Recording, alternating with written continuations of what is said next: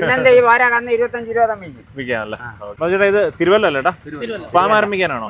തിരുവല്ല 10 അല്ലേ? 10 നിരക്കാൻ എടുത്തിട്ടുണ്ട്. ചേട്ടന്മാരുടെ പേരെന്താ?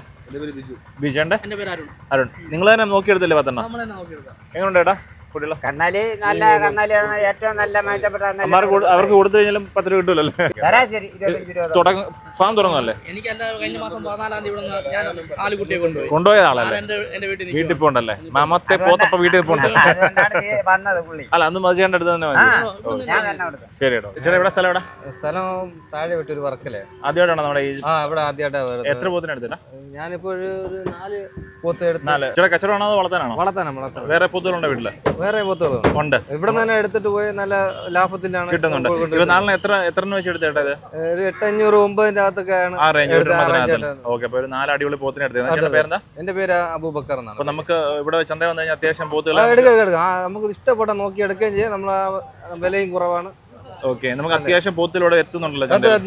100 കണക്കിന് പോത്തിനകത്ത് എടുക്കാനല്ലോ. അപ്പൊ 4 പോത്തിനെ എടുത്തിട്ടുണ്ട്. വണ്ടി ഉണ്ടല്ലേ? വണ്ടി ഉണ്ട്. ശരി, അപ്പൊ നല്ല രീതിയിൽ കൊണ്ട് വളർത്തും. ഓക്കെ.